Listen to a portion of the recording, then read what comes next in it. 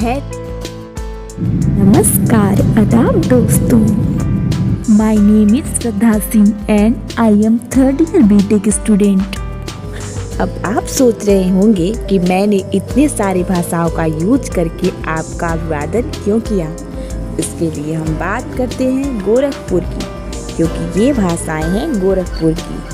वैसे तो गोरखपुर में अन्य भाषाएं भी बोली जाती हैं, जैसे उर्दू, हिंदी, अंग्रेजी, भोजपुरी, किंतु आजकल नगर के लोग हिंदी में बात करना ज़्यादा पसंद करते हैं। धार्मिक दृष्टिकोण से 90.28% हिंदू, 9.09% मुसलमान तथा 0.63% ईसाई और 0.52% अन्य धर्म के लोग यहाँ निवास करते हैं।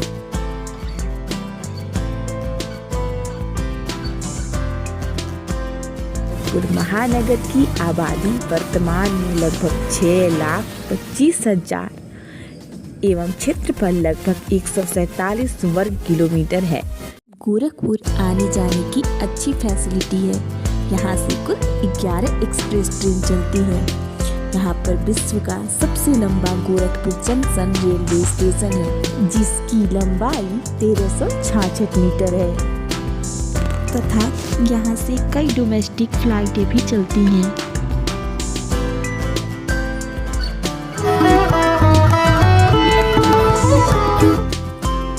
गोरखपुर का नाम तपस्वी संत गोरक्षनाथ के नाम पर पड़ा, जो नाथ संप्रदाय के प्रतिष्ठित संत थे। उसी स्थान पर उनकी श्रद्धांजलि में एक प्रसिद्ध तीर्थ गोरखनाथ बनवाया गया। इस क्षेत्र पर शासन करने वाले पहले सम्राट इक्ष्वाकु थे, जिन्होंने क्षत्रिय और शौर्य वंश की स्थापना की। यहाँ पर पहली खिचड़ी श्री योगी आदित्यनाथ जी चढ़ाते हैं। मकर संक्रांति के दौरान यहाँ लंबे मेले का आयोजन किया जाता है। इस मेले का नाम है खिचड़ी मेला। पूरे देश और विदेश से हजार टूरिस्ट यहाँ खिचड़ी चढ़ाने आते हैं।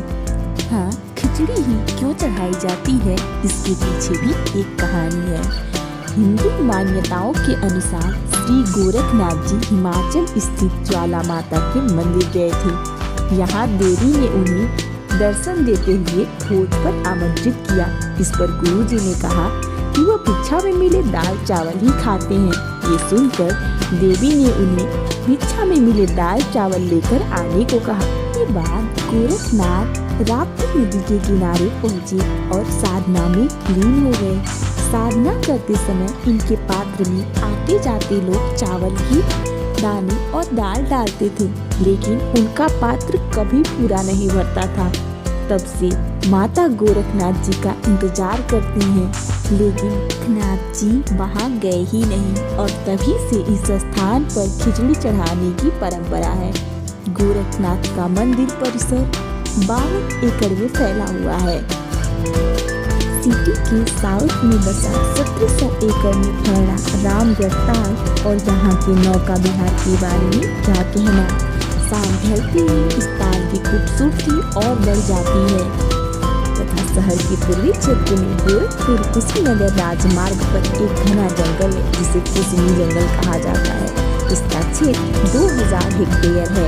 रामगढ़ ताल के समीप 121 एकड़ में फैला हुआ चिड़ियाघर भी है। गोरखपुर में वीर बहादुर सिंह तारामंडल सबसे प्रभावशाली प्लेस में से एक जगह है। यहाँ हमारे ब्रह्मांड की सुंदरता और अद्भुत सौंदर्यता का अनुभव कराने के लिए 45 मिनट का एक अद्भुत अट्रैक्टिव प्रोग्राम दिखाया जाता है। वो ऐसा प्रतीत होगा जैसे आप पृथ्वी पे नहीं सौरमंडल में हैं।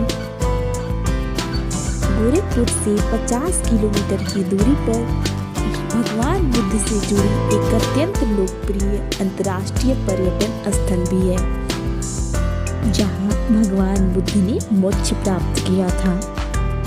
अब बात करते हैं इमामबाड़े की, जो गोरखपुर का ऐतिहासिक और महत्वपूर्ण स्थल है। हजरत संत रोशन अली शाह द्वारा निर्मित इमामबाड़ा लोगों को मुहर्रम के महीने में ज्यादा आकर्षक लगता है। यहाँ रखी सोने और चांदी की तजिया की अद्भुत कला लोगों को आश्चर्यचकित करती है। हिंदू और मुस्लिम के प्रेम को दर्शाता हुआ मघारी में संत कबीरदास जी की समाधि है। इस महान संत ने अनेक प्रकार के दोहे लिखे और मानवता का संदेश दिया।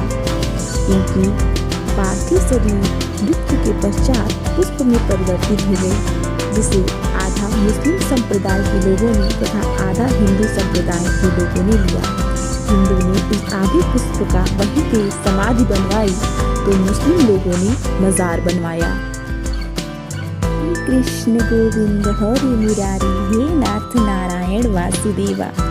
गोरखपुर रेलवे स्टेशन से महज 2 किलोमीटर की दूरी पर स्थित भगवान विष्णु की 8वीं सदी की प्रतिमा लगा यह मंदिर पूरे पूर्वांचल में प्रसिद्ध है।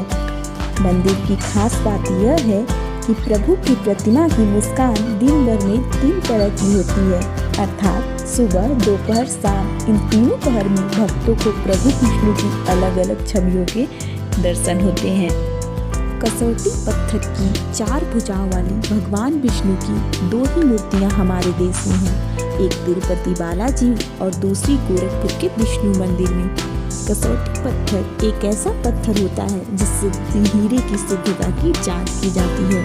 प्रभु विष्णु की इस प्रतिमा को अंग्रेजों द्वारा ले लिया गया था तथा इस प्रतिमा को लंदन के रॉयल म्यूजियम का हिस्सा बना दिया गया था, परंतु महारानी श्याम सुंदर कुमारी के प्रयासों से अंग्रेजों को वह प्रतिमा वापस करनी पड़ी थी। महारानी ने पूरे विधि विधान के साथ पूजा करके पुनः इस प्रतिमा को उस मंदिर में प्रतिस्थापित किया।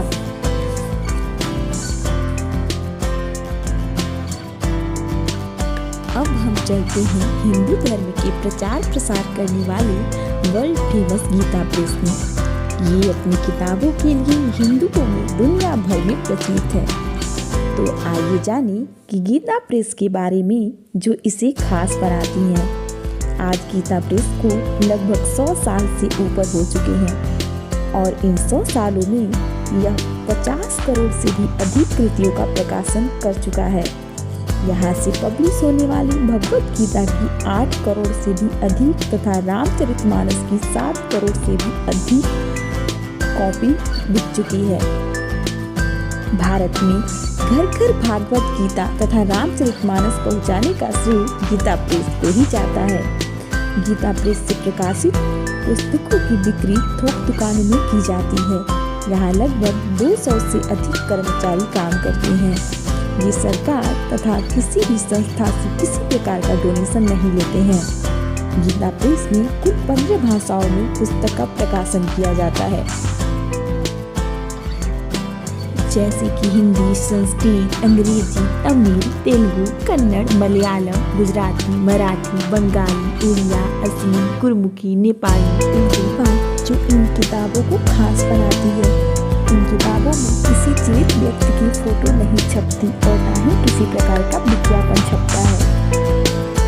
यदि हम शिक्षा की बात करें तो गोरखपुर में कई सारी यूनिवर्सिटी मिल जाएंगी, जिनमें से पंडित दीनदयाल उपाध्याय के नाम से प्रसिद्ध यूनिवर्सिटी रेलवे स्टेशन से 2 किलोमीटर की दूरी पर स्थित है।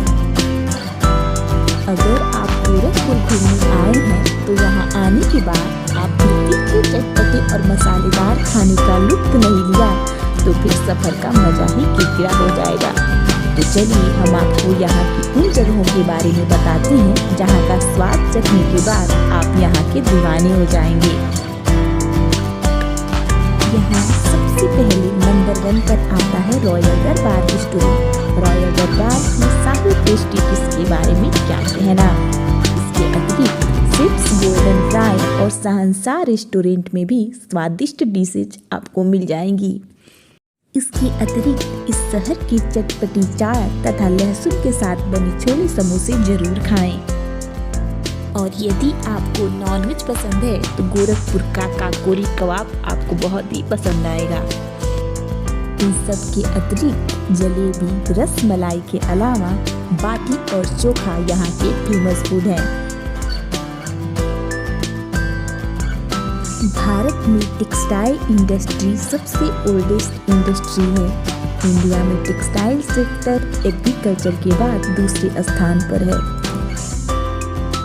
उत्तर प्रदेश के गोरखपुर जिले में ज़्यादातर फैब्रिक हैंडलूम पर ही बनते हैं। लेकिन अब शहर में पावर लूम का भी प्रयोग होने लगा है। गोरखपुर डिस्ट्रिक्ट में अनेकों टेक्सटाइल इंडस्ट्री है, जैसे textile private limited Baragdawa Gorakhpur, Mahavir jute mills limited Sahjanwa Gorakhpur, Jalan ji polytex limited और rainbow handicraft private limited Vijay Chowk Gorakhpur. Gorakhpur में एजाज टेक्सटाइल मैन्युफैक्चरर कुछ बेहतरीन श्रेणियों में से हैं। इसके टेक्सटाइल मैन्युफैक्चरिंग की प्रोसेस में 4 स्टेज इंक्लूड हैं: yarn manufacturing, fabric manufacturing, wet processing and dyeing and printing process. अब बात करते हैं महावीर जूट मिल्स की। महावीर जूट मिल्स उत्तर प्रदेश में जूट उत्पादन में पहले स्थान पर है। इसके अलावा यहाँ विस्कस और पॉलिस्टर के भी यार्न बनते हैं। इसकी शेयर पूंजी 5 करोड़ रुपए है। इस इंडस्ट्री में jute hessian bag, jute sacking cloth, natural jute yarn और फ्री हाइड्रोकार्बन जूट बनते हैं।